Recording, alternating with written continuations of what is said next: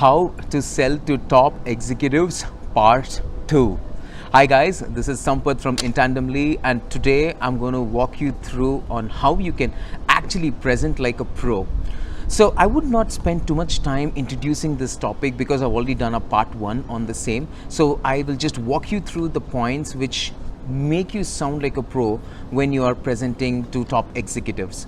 Point number 1, always start always start with a personal note. So it is very important that that you understand small talk and using small talk very well. A lot of people do not agree with me on this, but it's usually using your gift of the gab, using small talk and converging it into a level where you slowly take them into the topic. So it kind of breaks the ice and then brings them to the seriousness of the picture that you're trying to present. So use the fine balance and try to do it really well. It takes a little practice, but I think it should be worth the practice. Point number 2, set the stage.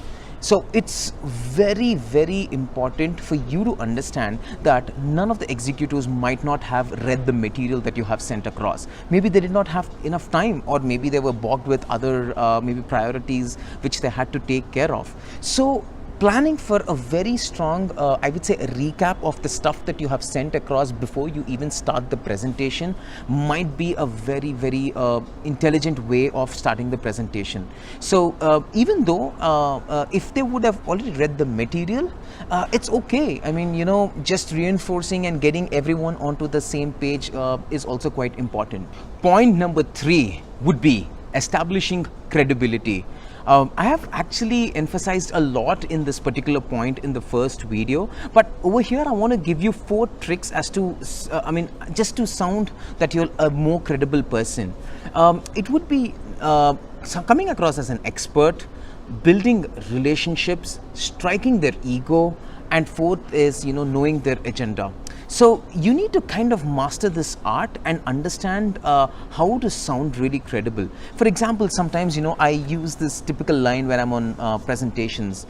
It could be like, hey Neil, I did see your quarterly press release, and it's interesting that you want to capture, say, the emerging markets and the APAC region. As much as acquiring these markets is important, don't you think maintaining them is also a vital point for an organization like yours? So such kind of statements, such kind of forward-looking questions would make them feel that these guys or this person really knows what he's talking about. Point number 4, ask intelligent questions. As much as you are preparing for your presentation, it is important that you take the same amount of time in preparing these questions. So this is where your ideal customer profiling really comes into picture. Your ABM team must have prepared the whole set of profiling for each player who is coming onto this particular meeting. So understanding that and and preparing your questions is very important. And this is the only opportunity for you to sound really intelligent. Your questions needs to provoke them to answer something which they haven't even imagined. So it just can't be simple questions. So think about it and prepare for the right questions. Point number 5 is prepare to be tested. When you're dealing with executives, they're way more smarter than you even imagine. So there would be certain things that they would impose on you or ask you, which would be a little intimidating. This is the time we need to take inspiration from the ex-Indian cricket captain Mahendra Singh Dhoni to be really cool in such circumstances. So it is very important for you to be really calm and composed whenever you're being tested. And if you don't know certain things, it's all right. Just tell them that you would get back to them and make sure that you do get back to them.